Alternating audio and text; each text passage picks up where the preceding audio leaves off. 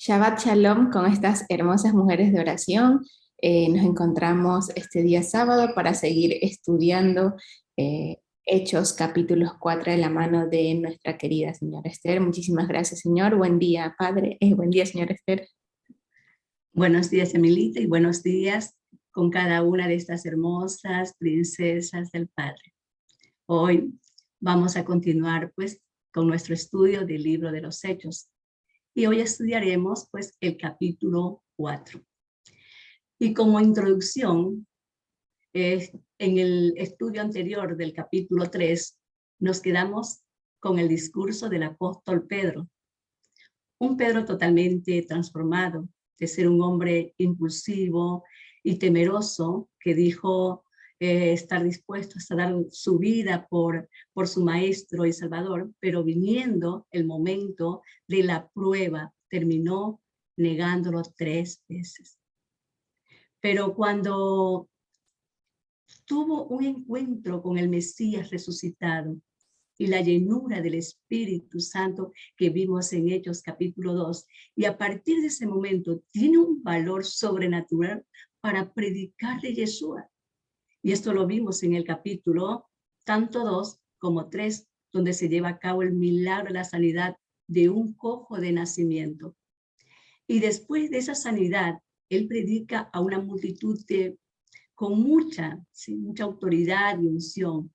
El mensaje que dio fue tan elocuente que sorprendió a todas las autoridades, conociendo que Pedro era un hombre sencillo, que no tenía preparación, no tenía estudios, pero el haber estado con Yeshua y haber sido instruido por nuestro amado Yeshua y el Espíritu Santo que se derramó sobre todos ellos, tenía este conocimiento en las Escrituras y la unción para testificar de las maravillas del Señor.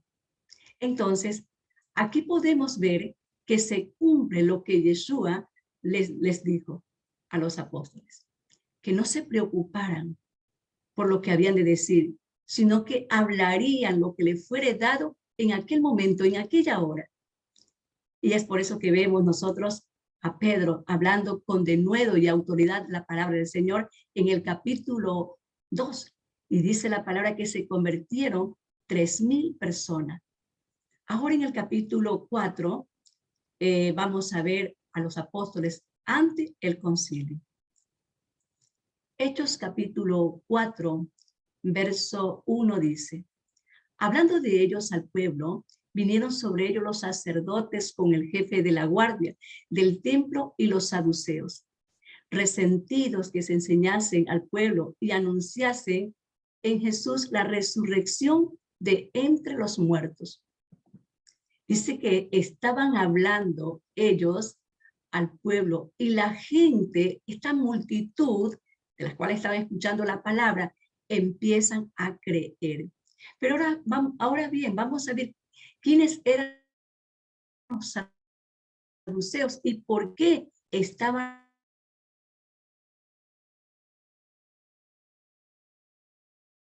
la secta descendiente de los macabeos. De 5 millones de judíos aproximadamente, 10,000 eran saduceos. Y también en Judea, que esto hay que tenerlo también en cuenta, solamente vivían 2,5 millones de judíos y 2,5 millones vivían en la diáspora. Los saduceos gozaban de una posición económica alta y era de la clase política que tenía las conexiones con Roma. Y aunque no eran los gobernadores, ellos gobernaron la nación de Israel. Los saduceos eran descendientes de los macabeos. Este grupo de macabeos, una vez que ganaron la guerra, porque ellos tenían guerra continuamente, años tras años, con los griegos, con los greco-sirios, con los greco-egipcios, en fin, siempre estaban en guerra entre ellos. Pero finalmente los macabeos ganaron la batalla, tomando una vez más el control de Judea y Jerusalén. Esto fue a partir del año 142 a.C. Y es por esta razón que ellos reclamaban el sacerdocio por venir de Sadoc. Pero resulta que ya había sacerdotes en el templo. Los sacerdotes le dijeron a los macabeos que ya que habían ganado la guerra, tendrían que encontrar quién gobernara Judea, porque de acuerdo a la Torá, siempre tenían que gobernar a Israel. Tenía que ser un descendiente de la casa de Judá. Sin embargo, los macabeos decidieron imponerse como gobernantes y los sacerdotes legítimos que se encontraban en el templo los echaron del templo y ellos se fueron a vivir a Qumran. Estos sacerdotes formaron la secta de los esenios, de la cual perteneció Juan el Bautista. Estos sacerdotes se fueron en espera de que viniera el legítimo rey de justicia, aquel que iba a establecer el trono de David, ya que los saduceos habían usurpado el trono de David. De modo que este es el contexto de lo que está pasando en esta época en Judea. Y regresamos al versículo 2. Dice que los saduceos estaban resentidos de que se enseñase al pueblo y anunciasen en Jesús la resurrección de entre los muertos. Ahora bien, los saduceos no creían en la resurrección, porque para ellos lo único que importaba era esta vida. Ellos buscaban vivir al máximo, porque creían que esto era todo. Y aunque vivieran la resurrección, hacían caso omiso, porque tenían muchas posesiones y jerarquías dentro del gobierno. Verso 3. Y les echaron mano y los pusieron en la cárcel hasta el día siguiente, porque era ya tarde. Pero muchos de los que habían oído la palabra creyeron, y el número de los varones era como 5,000. Imagínense, por eso ellos estaban resentidos, porque 5,000 personas creyeron por la sanidad del cojo y por el sermón de Pedro, ¿sí?, que dio en el Pentecostés. Ahí se convirtieron 3,000 personas, ahora se convierte 5,000. Y aquí viene el resentimiento de esta secta de saduceos que estaban gobernando en ese tiempo a Israel. Verso 5. Y aconteció al día siguiente que se reunieron en Jerusalén los gobernadores, los ancianos y los escribas, y el sumo sacerdote Anás y Caifás y Juan Alejandro, y todos los que eran de la familia de los sumos sacerdotes. Aquí estaban pues todos los eruditos, la política nata de la nación: Anás, Caifás, Alejandro y la familia de los sacerdotes. Caifás, el sumo sacerdote, era el yerno de Anás, y estaba también, como dice Juan Alejandro. Estos todos pertenecían a la secta de los saduceos. Todos pertenecían a la secta de los saduceos. Los saduceos eran unos corruptos descendientes de los macabeos, como vimos en la introducción. Y los macabeos eran descendientes de la familia asmonea. Los asmoneos fueron los sucesores directos de los macabeos, quienes lograron establecer un poderoso reino en lo que hoy es Israel. Y así lo vimos también nosotros en la introducción. Los esenios esperaban al Mesías de acuerdo a la profecía del profeta Isaías. Ahí vemos nosotros, ustedes pueden leer este capítulo de Isaías 11, que dice que saldrá una vara del tronco de Isaí y un vástago retoñará sus raíces, y que gobernaría con sabiduría, con inteligencia, con conocimiento, con poder y con temor de Dios. Entonces los saduceos habían usurpado el trono de David. Además, no consideraban las profecías de los profetas, solo consideraban la Torá, los 5 libros de Moisés, y creían en el libre albedrío, es decir, que cada uno podía hacer lo que bien le parecía, y con el creer de ellos que no había resurrección. Verso 7. Y poniéndoles en medio, les preguntaron: ¿con qué potestad o en qué nombre habéis hecho vosotros esto? Aquí les hacen una pregunta, vemos a los discípulos, ¿sí? Y la pregunta es que le dicen: ¿en qué nombre? ¿Con qué nombre habéis hecho esto? Ahora bien, esta interrogación se la hacen, ¿por qué? Porque ellos aplicaban la Torá, en cierta forma, aplicaban la Torá. Y como dice en la Torá, que si hubo algún milagro, se hace un milagro, preguntaran en qué nombre se hizo ese milagro. Entonces, por esta causa, ellos preguntan con qué potestad o en qué nombre habéis hecho vosotros esto.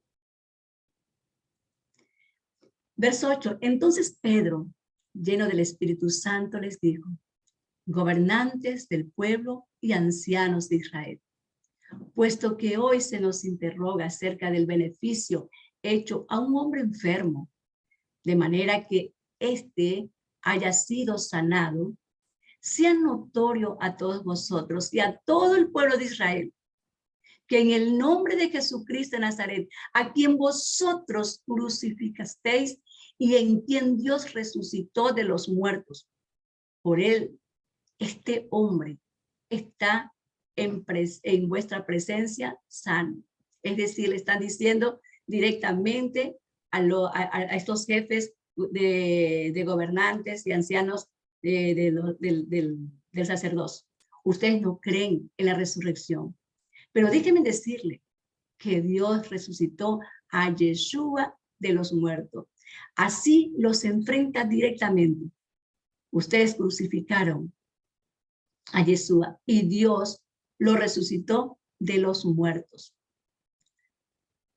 Es decir, le está diciendo: ustedes lo que creen es falso. Lo que ustedes creen no es verdad. Aquí está la prueba. El Creador ha levantado de los muertos al que ustedes crucificaron. Pedro les está diciendo: esta es la evidencia, que en su nombre a este hombre ustedes lo ven sano. Esta es la mejor prueba de que Yeshua resucitó. ¿Por qué ellos hacen esta aclaración? Porque había muchas teorías. Unas decían y afirmaban que el cuerpo de Yeshua se lo habían robado. Y bueno, y podemos ver que eso no es cierto. ¿Por qué? Porque nadie pondría su vida en peligro por una mentira que ellos mismos inventaran. Eso es imposible. Y aquí vemos nosotros a los discípulos poniendo su vida en peligro. Entonces, la prueba más contundente que tenemos también es la valentía de Pedro. Imagínense, cuando nuestro amado Mesías fue arrestado, ¿sí? En el momento que la sirvienta lo reconoce, que habían dado con el Mesías, Pedro se atemorizó con una sirvienta, imagínense, no por una autoridad, por una sirvienta, y negó con maldición haber conocido a Jesús. ¿Y ahora cómo lo vemos? Ahora lo vemos enfrentando cara a cara, nada menos que a la cúpula de gobernantes. ¡Wow! Esto es tremendo. Ver cómo el poder de Dios se derrama con los suyos. A veces juzgamos a Pedro por haber negado a su maestro, pero Pedro hizo lo que todos haríamos en un momento así. Cuando vemos nuestra vida en peligro, no nos importa nada. Lo que queremos es salvarnos, eso es todo. Corremos y no nos importa el resto. Pero una vez que entiendes, una vez que tienes un encuentro con el Mesías resucitado y que entiendes que esta vida es temporal, es pasajera, y que todo va a pasar, y que lo que te dice el Señor en su palabra es verdadero, entonces el temor se va y puedes enfrentar a quien sea. Verso 11. Este Jesús le sigue diciendo Pedro: es la piedra reprobada por vosotros los edificadores, la cual ha venido a ser cabeza del ángulo. Ustedes, saduceos, que están tratando de edificar la nación, porque recordemos que ellos eran unos usurpadores.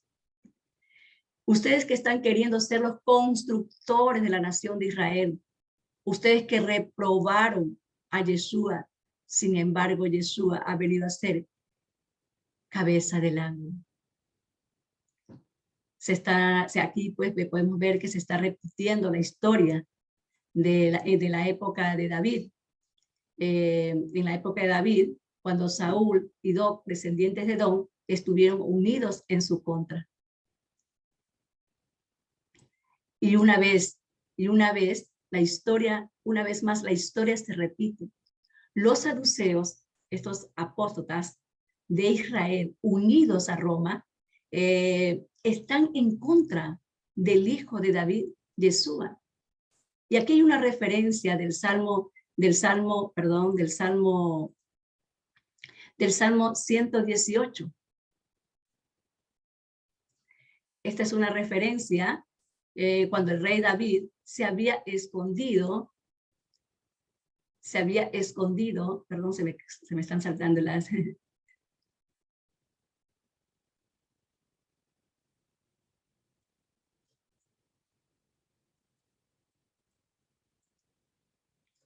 Perdón, un ratito, se están saltando las...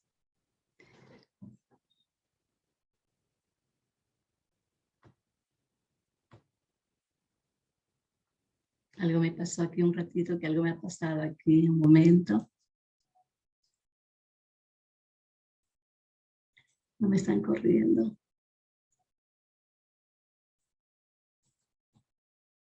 Perdón. Señora Esther, nosotros sí vemos 11, 12, 13 y de ahí... ¿Les está viendo? ¿Sí la están viendo? Ah, ya. Perfecto. Entonces, ustedes sí la están mirando. Entonces, esta es una referencia del Salmo 118, cuando el rey David había sido rechazado por sus gobernantes, Saúl y Doeg. Sin embargo, al final se convirtió, como lo podemos ver, en el rey de Israel, y sus enemigos perecieron. El verso 12 dice, y en ningún otro hay salvación, porque no hay otro nombre bajo el cielo dado a los hombres en que podamos ser salvos. Es decir, la salvación solo podrá venir a través de la dinastía de David, no a través de ningún poder político, como los saduceos, como Roma. Hoy en día podemos decir como Estados Unidos, podemos decir como Rusia, como China, que son países de mucha potencia, pero la salvación viene solamente, directamente, por la dinastía de David, que es por nuestro amado Mesías. Verso 13. Entonces, viendo el denuedo de Pedro y de Juan, y sabiendo que eran hombres sin letras y del vulgo, se maravillaban y le reconocían que habían estado con Jesús. Este es maravilloso. De aquí aprendemos otro principio, ¿sí? Aquí aprendemos la necesidad de pasar más tiempo con Yeshua. Es sumamente importante pasar más tiempo con él. ¿Por qué? Porque es Yeshua que nos va a revelar las escrituras para que a la hora de la prueba, a la hora que tengamos que compartir este mensaje, tengamos que decir. Y esto podemos irnos también a lo que el apóstol Pablo aconsejó a Timoteo en 2 Timoteo 2:15, cuando le dijo, procura presentarte como obrero bien aprobado, que no tiene de qué avergonzarse, que usa bien la palabra de Dios. Es muy importante que nosotras aprendamos, memoricemos los textos bíblicos, ¿sí? Para que en el momento que nos toque hablar de nuestro amado Mesías no quedemos avergonzadas, sino que usemos bien la palabra de verdad. Testifiquemos con la palabra. Entonces es hora de pasar más tiempo con Yeshua, estar más cerca de él, hoy más que nunca. ¿Por qué? Porque los tiempos son malos. Tenemos que estar con nuestro amado Mesías, aprendiendo la verdad que está en su palabra. Por eso vemos nosotros en el libro de Josué, capítulo 1, verso 8, donde el Señor nos dice que nunca debemos apartarnos de este libro de la ley, sino que de día y de noche debemos meditar en él. ¿Para qué? Para que hagamos, dice, todo lo que en él está escrito. Y entonces es que vamos a hacer prosperar nuestro camino y todas las cosas nos va a ir bien. Continuamos. Y viendo al hombre que había sido sanado, que estaba en pie con ellos, no podían decir nada. Entonces le ordenaron que saliese del concilio y conferenciaban entre sí, diciendo, ¿qué haremos con estos hombres? porque de cierto señal manifiesta ha sido hecha por ellos, notoria a todos los que moran en Jerusalén, y no lo podemos negar. No podían hacer nada, porque era notorio lo que se había hecho. Y ellos decían, no podemos negarnos. Entonces, una vez más, aquí podemos ver que los milagros no cambian el corazón de una persona, porque ellos estaban viendo el milagro. Ellos decían, no lo podemos negar, ahí está. Este hombre nació cojo, nunca caminó. Ahora este hombre es mayor y ahora puede saltar, puede correr, puede alabar al Señor. Entonces, vemos que los milagros no cambian el corazón. Incluso solo lo pueden endurecer aún más.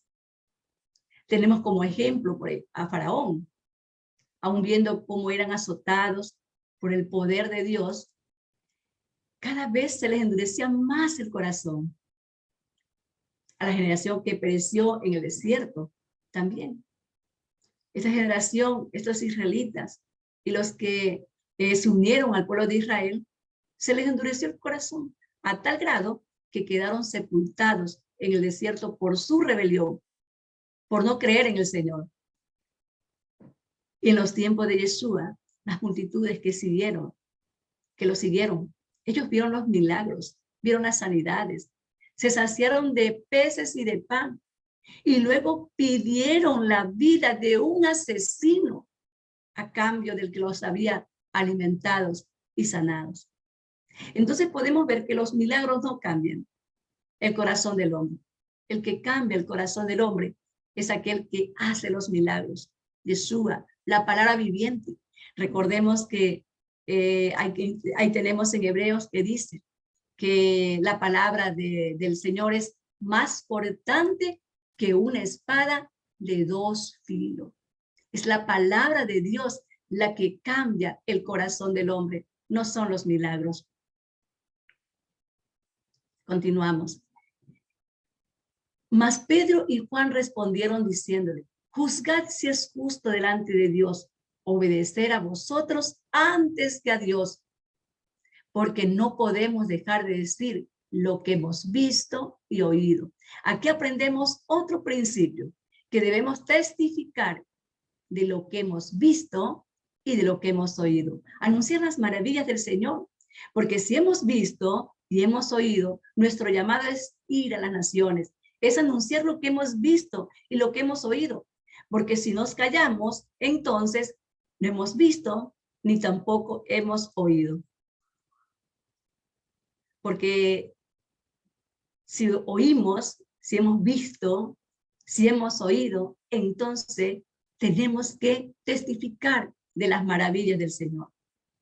Porque si nosotros callamos, si nosotros nos quedamos con lo que tenemos, que hemos oído, entonces, y se queda con nosotros adentro, no podemos, no es cierto que hemos oído ni hemos visto.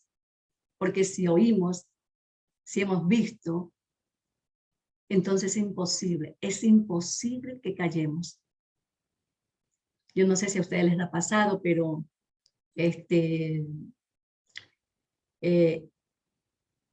cuando tenemos ese conocimiento del Señor, queremos que todo el mundo lo sepa. Cuando usted recién conoció al Señor, yo me recuerdo por mí, yo quería que todo el mundo tuvieran al Jesús que yo había conocido. Y yo me recuerdo que incluso mi esposo me decía, pero ¿por qué tienes que querer que todo el mundo piense y crea lo que tú crees? Pero ¿qué pasa? Que cuando tú tienes a Jesús en tu corazón, cuando tú has visto, cuando tú has creído, tú quieres que todo el mundo, que tu familia, que las personas que llegan a tu lado sepan lo que hay en tu corazón, sepan lo que tú has visto y lo que has oído. Entonces, ser testigo no es algo que se hace, ser testigo es algo que es. Ser testigo tiene que ver con mártires, y la palabra mártires significa morir. Eso significa la palabra mártir. Tú tienes que morir. Es decir, como testigo del Mesías, sí es necesario. Si es necesario, vas a tener que morir. ¿Por qué?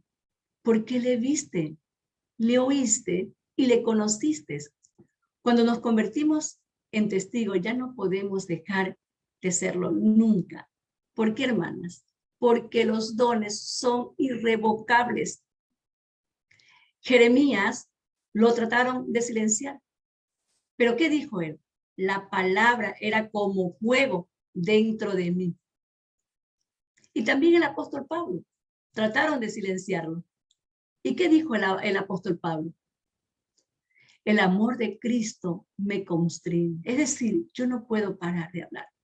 Yo no puedo de parar. ¿Por qué? Porque lo que hay en mí es más fuerte que de lo que yo pueda retenerme. Es más fuerte lo que está dentro de mí que los que otros me puedan decir. Sabe que no hables de Yeshua. No digas nada. No, lo que está dentro de mí, en lo que yo he visto, en lo que yo he creído, es más fuerte. Nadie puede callarme. Nadie puede decir, sabe, no hables más de Jesús. Ya no hables más de lo que tú tienes en lo que tú has creído. Nadie. ¿Por qué? Porque es como un fuego.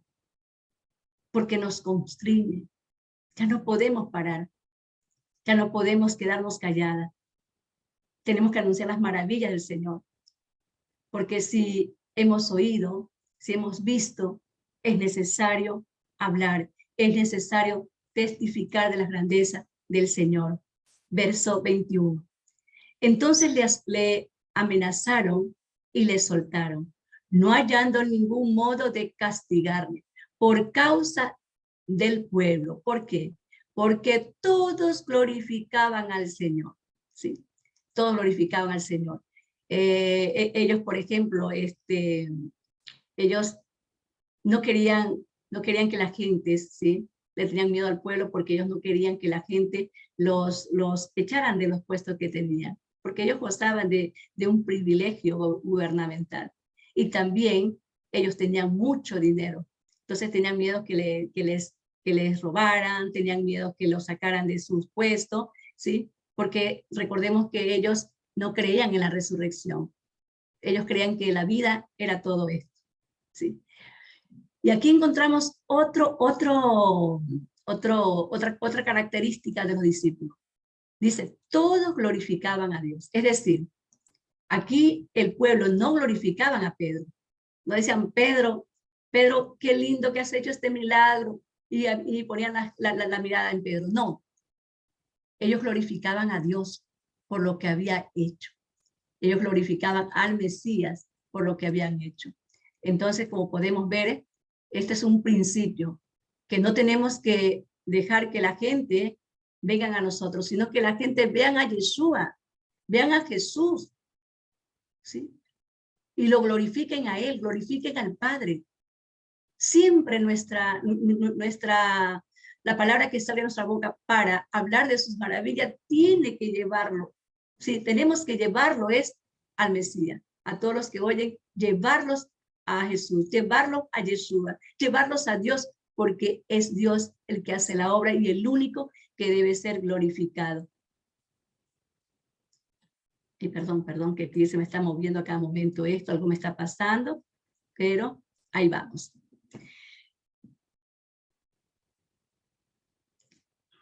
Verso 22. Ya que el hombre en quien se había hecho este milagro de sanidad tenía más de 40 años.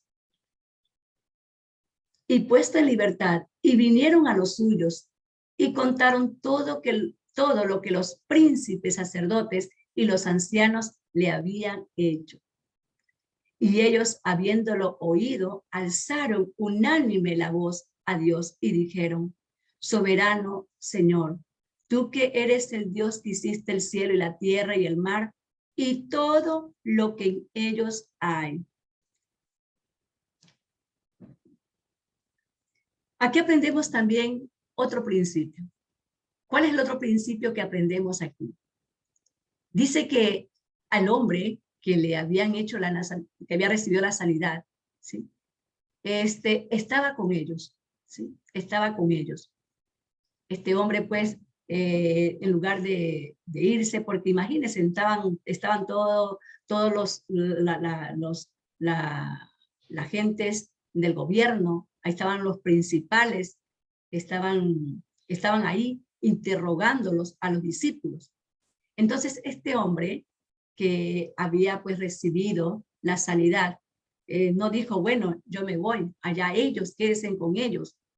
No, este hombre tuvo un corazón muy agradecido. Este hombre se quedó, dice que estaba con ellos y este hombre tenía 40 años, o sea, ya era un hombre mayor. Y eso es lo que es gratitud. La gratitud, cuando tú tienes un encuentro con el Señor, ya no te importa nada, ¿sí? A este hombre ya no le importó morir. Dijo, bueno, aquí están, porque dicen que estaba Juan, estaba Pedro y el hombre que había sido sanado, el cojo, estaba ahí. O sea, este hombre había tenido un encuentro con el Señor, con el Mesías resucitado, del cual estaban anunciando Pedro, que por ese nombre era que había sido sanado. Él se quedó ahí. Se quedó ahí dispuesto a morir si era necesario por Yeshua, por ese hombre que lo había sanado, por ese nombre en el cual pues habían hecho los apóstoles ese milagro. Es muy importante la gratitud, que cuando Dios haga una obra en nosotras, testifiquemos de sus maravillas. Por eso que es necesario testificar de las obras que el Señor hace. Y aquí ellos, habiéndolo oído, alzaron unánimes la voz y dijeron, soberano Señor, esta es la manera de orar en tiempos de persecución. Y estos son tiempos de persecución. Hoy en día, por ejemplo, todo lo que hablamos, todo lo que decimos, todo lo que hacemos y a dónde vamos, ¿sí? Ya el sistema lo sabe. El sistema sabe todo. ¿Por qué? Por el internet. ¿Sí? Todo lo que usted habla. Usted habla con una amiga suya, con su mamá, con su familia o con un familiar. Todo el sistema sabe todo lo que usted ha hablado. Y en los tiempos de persecución, y yo analizaba justamente también lo que decía Joseph, que los primeros que van a ser perseguidos son los líderes. ¿Y cómo van a ser perseguidos? ¿Y cómo van a ser conocidos? Van a saber quiénes son. Por el internet. Porque como suben los estudios, ahí saben quiénes son los que están pues anunciando a este Dios tan grande, pero que ellos no creen. Ellos se niegan a creer. Entonces aquí comienza la persecución. Entonces en esos momentos de persecución, ¿qué tenemos que hacer? Orar. Dice que ellos oraron ¿cómo? Separados, uno por aquí, otro por allá. No, dice que oraron unánimes. Se juntaron, se reunieron unánimes. Entonces la persecución trae unidad. Y comienzan ellos a darle la gloria a Dios. Y le dicen, soberano Señor. Tú que eres el Dios que hiciste el cielo, la tierra y el mar, y todo lo que en ellos hay. Es decir, tú eres todopoderoso. A ti, Señor, no se te escapa absolutamente nada. Todo está perfectamente en tu voluntad, que es buena, que es soberana. Tú eres grande, Señor. Entonces, ellos no empezaron diciéndole al Señor sus problemas. No, Señor, mira, Padre, cómo nos han perseguido, mira lo que nos están haciendo, que nos están prohibiendo que no hablemos de ti. Señor, paralízalos. ¿Cómo va a ser posible? Ellos no. Ellos no le estaban diciendo eso al Señor.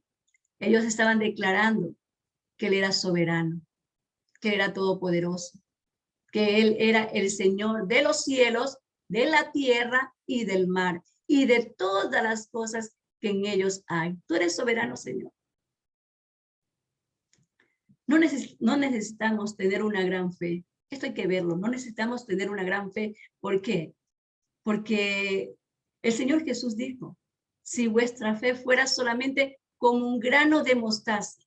¿Y sabemos cómo es el grano de mostaza? El grano de mostaza es muy diminuto. ¿Qué es lo que necesitamos nosotros?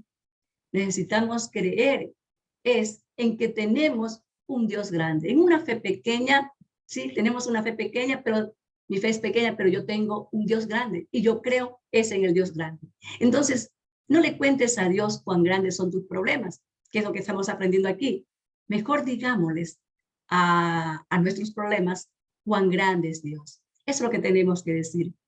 Y recordar que no necesitamos tener una fe grande para ver el mover de Dios. No. Solamente con una fe pequeña. Si vuestra fe fuera como un grano de mostaza, dijo nuestro amado Mesías. Chiquita. Pero esa fe chiquita cree en ese Dios todopoderoso, en ese Dios grande. Y continuaron los discípulos en su oración. Y ellos, habiéndolos oído, alzaron unánime la voz y dijeron: soberano Señor, tú que eres el Dios que hiciste los cielos, la tierra y el mar y todos los que en ellos hay, que por boca de David tu siervo dijiste: ¿por qué se amontinan las gentes y los pueblos piensan cosas vanas? Se reunieron los reyes de la tierra y los príncipes se juntaron en uno contra el Señor y contra su Cristo. Ellos empiezan citando el Salmo 2, como vemos. Ellos comienzan hablando de la grandeza, del poder de Dios. Este es el primer principio cuando nosotros comenzamos a orar. Reconocer quién es el Creador. Reconocer y entender que Él es todopoderoso y tiene el control de todo. Así que aquí vemos que no debemos nunca poner nuestra mirada en los problemas, en lo que dice la gente, porque hoy en día oímos tantas noticias, oímos decir tantas cosas que son terribles, que traen caos a nuestro corazón, temor, miedo. Sí sabemos nosotros que todas estas cosas tienen que pasar. Es por eso que tenemos que pasar más tiempo con Yeshua. Es por eso que tenemos que estudiar más la palabra. Para que todas esas cosas que nos dicen, que hay muertes, que hay peste, que terremoto, que que las naciones se levantan contra naciones, que los pueblos se levantan contra los gobernantes, como pasa hoy en Ecuador. La gente está con miedo, atemorizada, no quieren abrir los negocios. Pero ¿qué nos enseña el Señor? Nos enseña el Señor que debemos nosotros estar tranquilos. ¿Por qué? Porque si lo conocemos y sabemos las cosas que van a suceder, entonces esto no nos debe traer miedo, sino que nos debe traer paz y llevarnos a estar orando más al Señor, clamando más, declarando que Él es todopoderoso, que Él es maravilloso. Entonces debemos centrar nuestra atención es en quién es Dios y que su voluntad es buena, agradable y su plan es perfecto. También vemos nosotros que al citar las escrituras, es por eso que no, este es otro principio. Muchas veces nosotros no sabemos cómo orar. ¿Sabe por qué? Porque nosotros no nos memorizamos los textos bíblicos.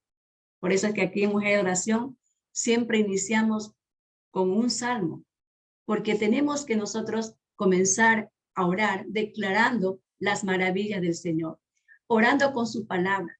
Sí. Es necesario que profundicemos en las escrituras y este es el momento para entender lo que está pasando. ¿Por qué? Porque lo vemos a través de las escrituras. Es el momento para encontrar respuestas sobre lo que está sucediendo. ¿Dónde? A la luz de la palabra. Aquí el Salmo 2 está diciendo exactamente lo que está pasando. Recordemos una vez más que en la época de David se juntaron todos los filisteos, Saúl, los que le perseguían, para matarlo. Y de esta manera, para evitar que David fuera rey. Esto ya había sucedido. Aún así, Dios llevó a cabo su plan. David sería el rey de Israel. Dios había preparado esta persecución. O sea, nada de lo que le pasó a David fue nuevo para Dios. No, estaba bajo el control de Dios. Dios había preparado a David. Entonces, ¿qué podemos ver? Que Dios prepara sus instrumentos. Si usted está pasando por una prueba, recuerde que ya usted está preparada para pasar esa prueba. Ya Dios nos dio todas las herramientas. Dios nos dio las armas, como lo hizo con David. ¿Qué era David? David primeramente fue pastor de oveja en su juventud. Y como pastor de oveja conocía muy bien las montañas. Como pastor de oveja conocía muy bien las cuevas. Así que cuando andaba él buscando refugio, él andaba a tientas en oscuridad a ver dónde se podía encontrar para que Saúl no lo viera y no lo matara. Porque recordemos que Saúl andaba con 3,000 hombres. David conocía muy bien las cuevas y sabía con seguridad dónde esconderse, porque las conocía. Cuando llegó el momento se sentó en el trono. ¿Por qué? Porque fue el tiempo de Dios, fue el día de Dios, fue el momento del Señor. Y dijo, yo he puesto mi rey sobre Sión, mi santo monte, verso 6 del capítulo 2. Y al final, ¿quién estará en Sión? ¿Quién será que se siente ahí en el trono? Nuestro amado Mesías. Y con él, todos sus escogidos, usted, yo, nuestras familias, todos los que hemos creído en esta palabra. ¿Por qué? Porque vendrá la persecución, pero al final estaremos con nuestro Yeshua. Y cuando venga ese tiempo, ¿qué tenemos que hacer? Es orar. Declarar las maravillas del Señor, Señor soberano. Tú eres el Dios que hiciste el cielo, la tierra y el mar y todo lo que en ellos hay. Que por boca de David tu siervo dijiste, ¿por qué se amontinan las gentes y los pueblos piensan cosas vanas? Se reunieron los reyes de la tierra y los príncipes se juntaron contra el Señor y contra su Cristo, porque verdaderamente se unieron en esta ciudad contra tu santo Hijo Jesús, a quien ungiste, Herodes, Poncio Pilato, y con los gentiles y el pueblo de Israel. Ellos dijeron, aquí se está cumpliendo lo que el Señor ha dicho. Herodes, Pilato, del pueblo de Israel incluido. Verso 28. Para hacer cuanto tu mano y tu consejo habían antes determinado que sucediera. Es decir, nada nos va a suceder a nosotros sin que el Señor no lo sepa. Ya lo escribió en el libro de la vida, como dice el Salmo 139. Todas las cosas el Señor la ha escrito, está escrito acerca de lo que vamos a vivir, de lo que vamos a padecer en esta vida, por causa de su nombre. Todo ya está determinado. Nada es nuevo. Verso 29.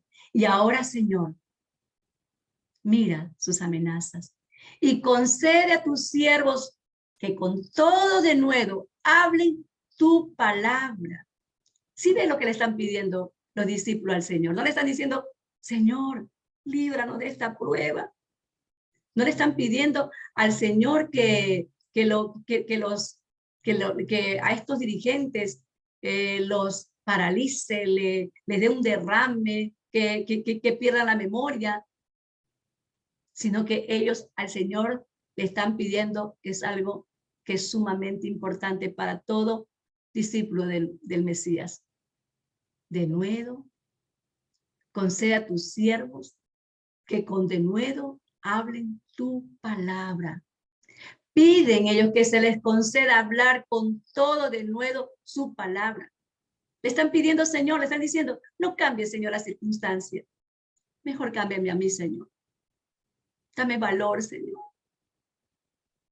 para yo poderme enfrentar con todos ellos.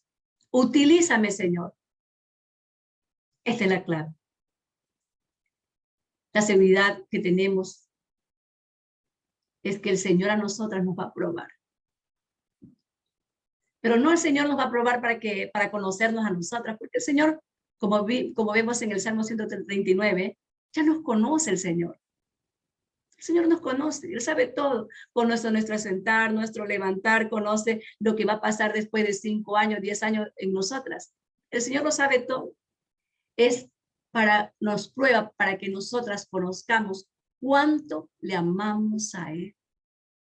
Que tanto de verdad es nuestro amor para con Él, porque siempre decimos, te amo, amado Jesús, te amo, mi Señor, te amo, mi Señor.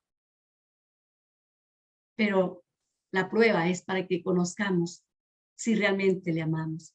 Entonces, es hora de decir al Señor, provoca en mí el sentir de comprometerme contigo como nunca. Señor, dame, Señor, ese de nuevo para dar tu palabra, porque yo me comprometo contigo, Señor. Yo quiero hacer tu voluntad.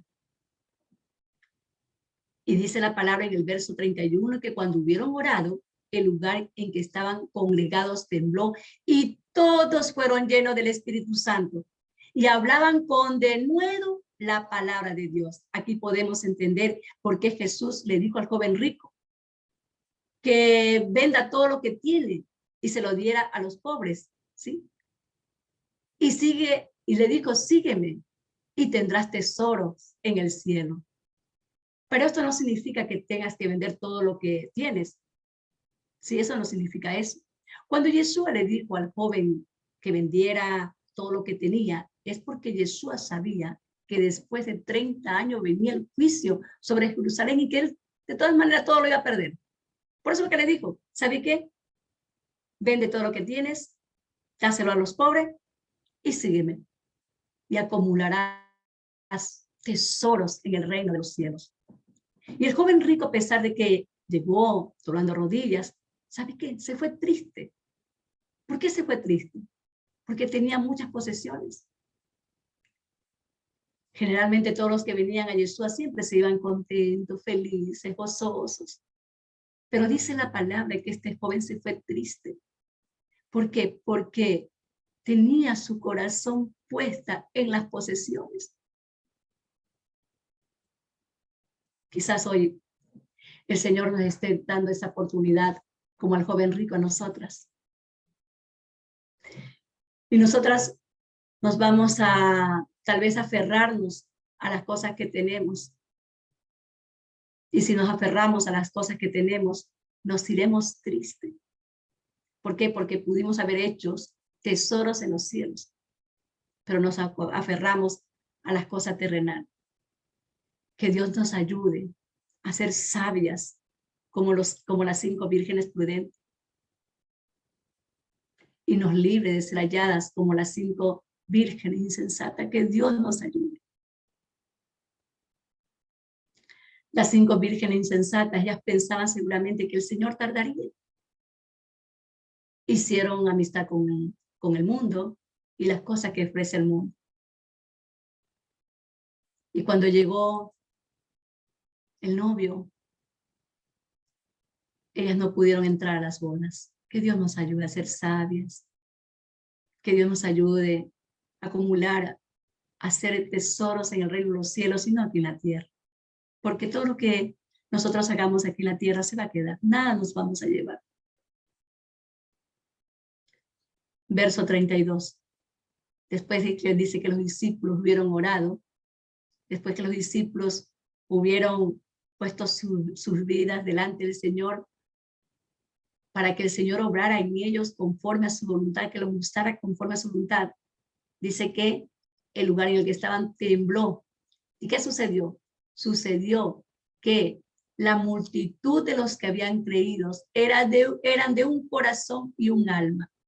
Y ninguno decía ser suyo propio nada de lo que poseía, sino que tenían todas las cosas en común. Y con gran poder los apóstoles daban testimonio de la resurrección del Señor Jesús. Y abundante gracia era sobre todos ellos. Así que no había entre ellos ningún necesitado, gloria a Dios, porque todos los que poseían heredades o casas las vendían y traían el precio de lo vendido y lo ponían a los pies de los apóstoles y se repartía a cada uno según su necesidad. Estaban todos contentos, todos tenían un mismo sentir, todos tenían una misma fe, todos creían que era necesario hacer tesoros en el reino de los cielos y no en la tierra. Y por eso dice que ellos vendían todo lo que tenían y lo traían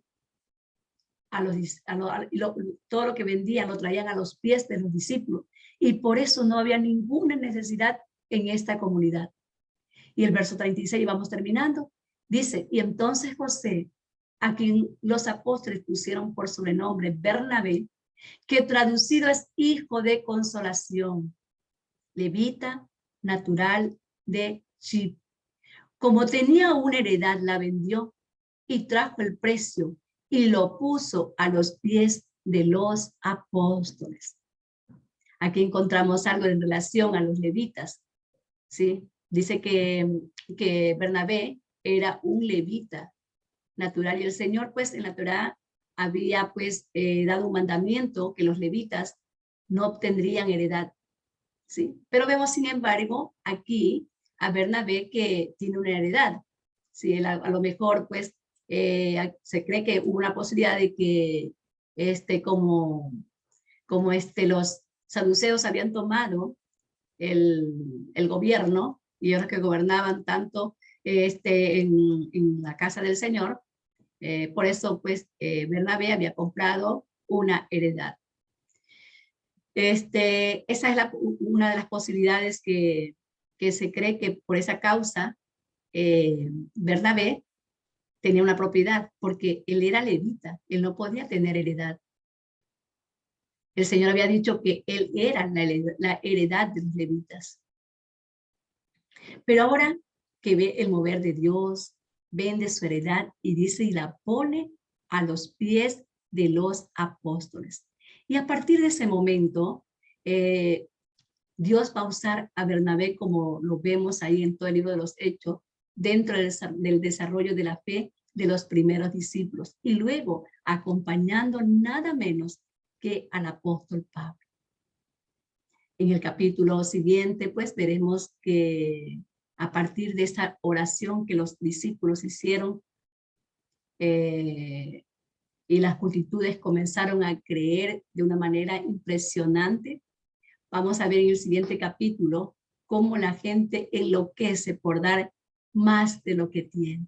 Y esto sí que es maravilloso, porque cuando el poder de Dios se mueve, entonces suceden cosas impresionantes. No son los milagros que cambian al Señor, es su palabra.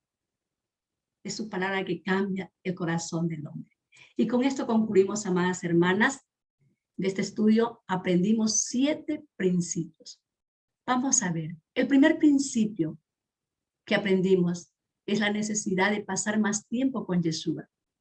Es importante pasar más tiempo con la palabra del Señor. Pasar más tiempo con Yeshua, conversando con Él, aprendiendo de Él. Porque dicen que los discípulos eran conocidos, ¿sí? Porque habían andado con Jesús. Su hablar, la elocuencia con la cual hablaban, lo reconocían porque habían andado con Jesús. El segundo principio es que debemos testificar de lo que hemos visto y oído. Esto es importante, porque si usted no testifica de lo que ha visto y oído, es porque no ha visto ni oído. Pero si usted testifica de lo que ha visto y oído, entonces hay un fuego dentro de usted. Hay un fuego dentro de mí que no nos vamos a poder callar jamás. ¿Por qué? Porque hemos sido llamadas para testificar de lo que hemos visto y oído. Tercero, dirigir a las personas a glorificar a Dios. Esto lo aprendemos de los apóstoles. Ellos no dejaban que la gente pusiera la mirada en ellos, sino en Dios. Por eso decían, a este que lo ven, a él sano, él lo resucitó, él lo sanó, el que resucitó.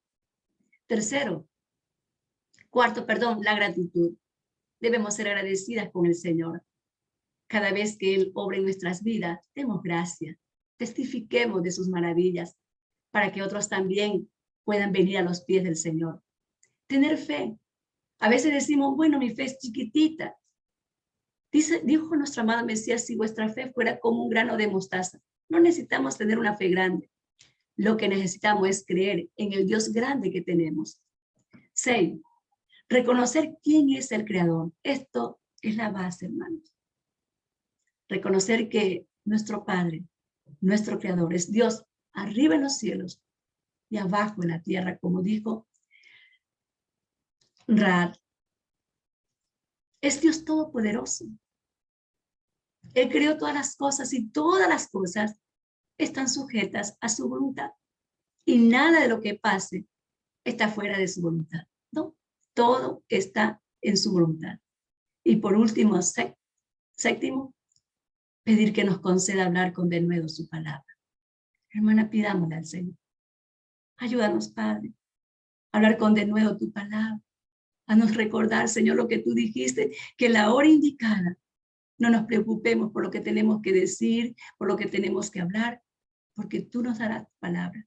Pero para ello tenemos que memorizarlas, aprenderlas, estar ahí escudriñando las sagradas escrituras. Así que, amadas hermanas, vamos a orar.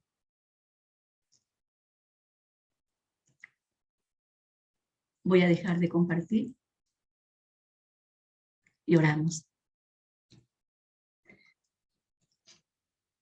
Soberano Señor, tú que hiciste los cielos, la tierra y el mar, que creaste todas las cosas y todas las cosas están sujetas a tu voluntad. Hoy te damos las gracias, Señor, por tu palabra. Hoy te damos las gracias, Señor, porque hoy nos has enseñado, Señor, muchos principios de lo que hace realmente a un verdadero discípulo tuyo. El primero, Señor, es pasar más tiempo contigo. Hoy te rogamos, Señor, que provoques esa necesidad de ti en nuestros corazones. Ayúdanos, Señor. Ayúdanos, Padre amado, a tener esa hambre y sed de tu palabra. Que podamos, Señor, escudriñar tu palabra, oh Dios, todos los días como tú nos mandas. Ayúdanos, Señor. Hoy te pedimos, Padre amado, que nos ayudes a testificar lo que hemos visto y oído de ti, Señor. Que esta tu palabra, Padre, no se quede solamente en nosotras, sino que demos de gracia lo que de gracia hemos recibido. Ayúdanos, Señor, a que tengamos esa fuerza, tengamos ese coraje de declarar tus maravillas. Ayúdanos, Padre, a estar siempre, Señor, delante de ti como conviene a tu palabra. Y ayúdanos, Padre, a que no dejemos que la gente se fije en nosotros. Que cuando llevemos tu palabra, que cuando se haga un milagro, Señor, no digan, Señor, que fuimos nosotros, sino que, Padre, ayúdanos a llevar a las personas a mirarte a ti, porque tú eres el que hace el milagro, porque tú eres el que hace la obra. Y te den la gloria y la honra como lo hicieron los discípulos. Ayúdanos, Señor. Ayúdanos, Señor, a enfocarnos, Padre amado, a mirar siempre, oh Dios, la necesidad de predicar, de anunciar tu palabra. Ayúdanos, Padre. También, Señor, hoy te pedimos, Señor, que nos ayudes a tener fe. Aunque sea pequeña, Señor, porque tú lo dijiste, que no necesitamos una fe grande. Que si nuestra fe fuera como un grano de mostaza, pequeñita, aún así, con esa fe, si le decimos a un monte, a una montaña que se traslade al medio del mar, lo haría. Entonces, Padre, ayúdanos a saber que con esa pequeña fe que tenemos, te miremos a ti, que eres Dios grande, Dios todopoderoso, que eres Dios sublime, que eres Dios excelso en gran manera. Ayúdanos, Señor. Ayúdanos a entender, Padre, que cualquier situación que nos pase o que estemos viviendo ahora o cuando venga la persecución, ayúdanos a saber que ya tú lo sabías, Señor, y que también nosotras ya estamos preparadas para enfrentar cualquier situación que venga. Haznos recordar, Padre, este tiempo, Señor, este estudio de Hechos, capítulo 4. Haznos recordar, Señor. Haznos recordar, Señor, que no estamos solas, sino que tú estás con nosotras. Y que estamos, Señor, ya equipadas para enfrentar cualquier situación. Estamos preparadas. Tenemos ya todas las herramientas para poder testificar con de nuevo tu palabra. Señor, ayúdanos, Padre. Ayúdanos, Señor, a saber y entender en todo tiempo y en toda hora que tú eres el Santo de Israel. Ayúdanos, Señor, a no ser como esas vírgenes, las 5 imprudentes, que no se prepararon y por eso no pudieron entrar a las bodas del Cordero. Ayúdanos a ser como esas 5 vírgenes prudentes que estaban preparándose día a día, esperando tu regreso. Provoque en nuestros corazones ese sentir de estar, Señor, preparadas como que si fuera hoy el último día y que tú ya vienes. Y así, Señor, cuando tú vengas, estemos listos y preparados. Hoy, Señor, te rendimos nuestros corazones. Hoy te entregamos nuestras vidas para que tú las uses conforme sea tu voluntad. Gracias te damos, Señor, porque sabemos que si estamos aquí, este grupo de mujeres, y estamos aprendiendo tu palabra, es porque tú tienes propósito con cada una de nosotras. Y porque si este libro de Hechos lo hemos cogido para estudiarnos, es porque, Padre, tú nos quieres preparar y nos quieres enseñar cómo debemos obrar en el momento indicado. Por eso te damos las gracias en esta mañana y te damos a ti, Padre, toda la gloria y toda la honra. En el nombre de Yeshua y por sus méritos, ayúdanos, Señor, y no nos dejes. Gracias, Padre. En el nombre de Yeshua, amén, amén y amén. Amén, amadas hermanas. Hemos terminado con el capítulo 4. Vamos a poner un video de la Biblia visual que nos va a ayudar a Hola. mirar. Hola. Ya te escuchamos bajito. Hola, perdón, nuevamente mi auricular. Que tenemos un video preparado cortito de 10 minutos que nos va a hablar todo esto, todo este episodio que se ha narrado acá y del cual hemos aprendido hoy, que es parte de la Biblia visual, que ustedes lo pueden mirar, pero está bastante bonito, así que se los vamos a compartir. Lo voy a poner ahora aquí, para que podamos también comprender más o menos cómo fue en esta dramatización este capítulo de los Hechos.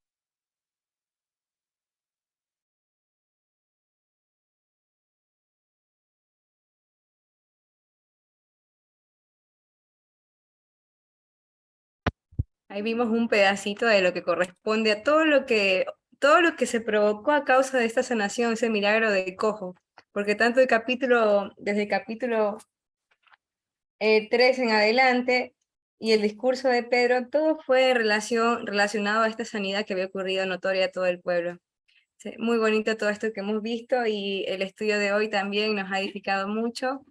Amiga Yami, creo que hay que cortar la grabación. Hasta allí quedamos con la grabación. La grabación del día de hoy.